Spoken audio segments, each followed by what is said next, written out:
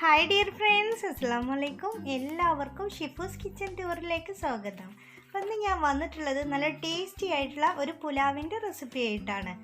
അപ്പം ഞാൻ ഈ പുലാവ് റെഡിയാക്കുന്നത് പനനീർ വെച്ചിട്ടാണ്. ഈ ടേസ്റ്റി ആയിട്ടുള്ള പുലാവ് റെഡിയാക്കുന്നത് നമുക്ക് സിമ്പിളായിട്ട് റെഡിയാക്കാൻ പറ്റിയിട്ടുള്ള നല്ല ടേസ്റ്റി ആയിട്ടുള്ള പനനീർ പുലാവ് എങ്ങനെയാണ് റെഡിയാക്കുന്നത് എന്നുള്ളത് നോക്കാം. അപ്പോൾ എൻ്റെ ഈ ചാനൽ ആദ്യമായിട്ട് കാണുന്നവർ നിങ്ങൾക്ക് ഇഷ്ടപ്പെടുകയാണെങ്കിൽ സബ്സ്ക്രൈബ് ചെയ്യണം, ലൈക്ക് ചെയ്യണം, ഷെയർ ചെയ്യണം, പിന്നെ ബെൽ ബട്ടൺ എനേബിൾ ചെയ്യാൻ മറക്കരുത്. അപ്പോൾ നമുക്ക് പെട്ടെന്ന് തന്നെ വീഡിയോയിലോട്ട് പോവാം. ഞാനിവിടെ എടുത്തിട്ടുള്ളത് ബസ്മതി റൈസാണ് എടുത്തിട്ടുള്ളത്. വൈറ്റ് കളറിലുള്ള ബസ്മതി റൈസാണ് എടുത്തിട്ടുള്ളത്. അപ്പോൾ ഞാനിത് 10 മിനിറ്റ് വെള്ളത്തിലിട്ട് കുതിർത്തി ഒന്ന് കഴുകി എടുത്തിട്ടുള്ളതാണ്. അപ്പോൾ ഇനി നമുക്കിത് മാറ്റി വെക്കാം. ഇനി നമുക്ക് നമ്മുടെ പുലാവിലേക്ക് ആവശ്യമായിട്ടുള്ളത് ഒരു വലിയുള്ളി കട്ട് ചെയ്തെടുത്തിട്ടുണ്ട്, 2 പച്ചമുളക് കട്ട് ചെയ്തെടുത്തിട്ടുണ്ട്, ഒരു 8 അല്ലി വെളുത്തുള്ളി എടുത്തിട്ടുണ്ട്, ഒരു തക്കാളി എടുത്തിട്ടുണ്ട്, 1 കപ്പ് പനനീർ എടുത്തിട്ടുണ്ട്. അപ്പോൾ ഇനി നമുക്കിതിലേക്ക് വേണ്ട മസാലകളൊന്ന് നോക്കാം. 1 സ്പൂണ് കാശ്മീരി മുളക് പൊടിയാണ് എടുത്തിട്ടുള്ളത്, 1 സ്പൂണ് ഗരം മസാല എടുത്തിട്ടുണ്ട്, 1 സ്പൂണ് കുരുമുളക് പൊടി എടുത്തിട്ടുണ്ട്, 1 സ്പൂണ് മഞ്ഞൾപ്പൊടി എടുത്തിട്ടുണ്ട്, 1 സ്പൂണ് മല്ലിപ്പൊടി എടുത്തിട്ടുണ്ട്. അപ്പോൾ ഈ മസാലയാണ് നമുക്ക് നമ്മുടെ പുലാവിലേക്ക് ആവശ്യമായിട്ടുള്ളത്. ഇനി നമുക്ക് ഫസ്റ്റ് തന്നെ നമ്മുടെ റൈസ് ഒന്ന് വേവിച്ചെടുക്കാം. അപ്പോൾ അതിന് വേണ്ടിയിട്ട് ഞാനിതുപോലെ ഗ്യാസിൽ വെള്ളം വെച്ച് കൊടുത്തിട്ടുണ്ട്. ഇനി അത് ചൂടായിട്ട് വരുമ്പോൾ നമുക്ക് അതിലേക്കുള്ള ഉപ്പ് ചേർത്ത് കൊടുക്കാം. ഇനി വെള്ളം നല്ലതുപോലെ തിളക്കാൻ വേണ്ടി തുടങ്ങുമ്പോൾ നമ്മൾ കഴുകി വെച്ചിട്ടുള്ള റൈസ് ഇതിലേക്ക് ഇട്ട് കൊടുക്കാം.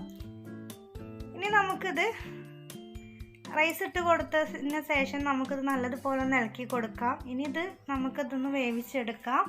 ഇനി നമുക്ക് ഇത് വെന്തിട്ട് വരുന്ന സമയം കൊണ്ട് നമുക്കിതിലേക്ക് വേണ്ടിയിട്ടുള്ള മസാല റെഡിയാക്കി എടുക്കാം.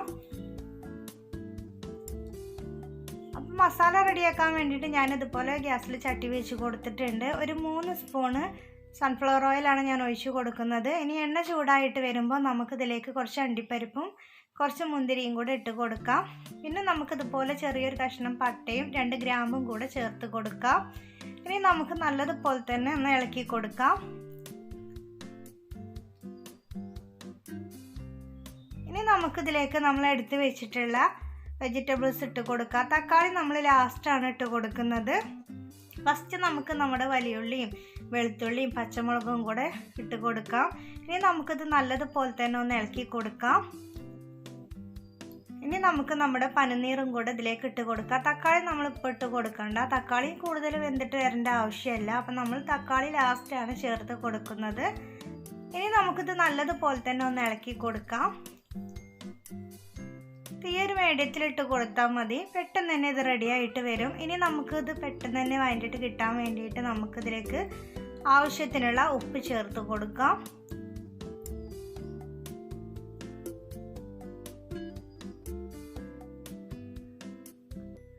ഇനി നമുക്കിത് നല്ലതുപോലെ തന്നെ ഒന്ന് വഴറ്റി കൊടുക്കാം.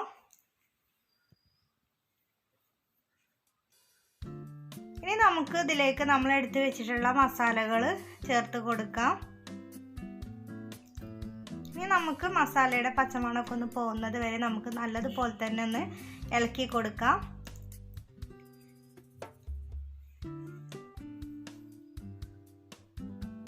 ഇനി നമുക്കിതിലേക്ക് തക്കാളി ചേർത്ത് കൊടുക്കാം.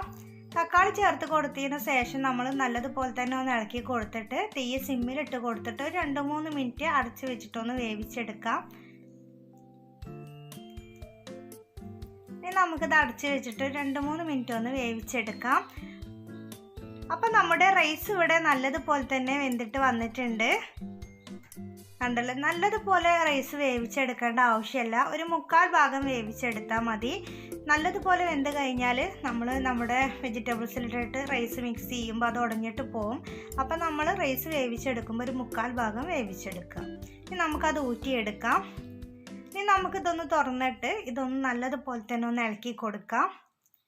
ഇളക്കി കൊടുത്തതിന് ശേഷം നമുക്കിതിലേക്ക് വേവിച്ച് വെച്ചിട്ടുള്ള നമ്മുടെ റൈസ് ഇട്ട് കൊടുക്കാം. റൈസ് ഇട്ട് കൊടുത്തതിന് ശേഷം നമുക്കിതുപോലെ നല്ലതുപോലെ തന്നെ ഒന്ന് മിക്സ് ചെയ്തെടുക്കാം.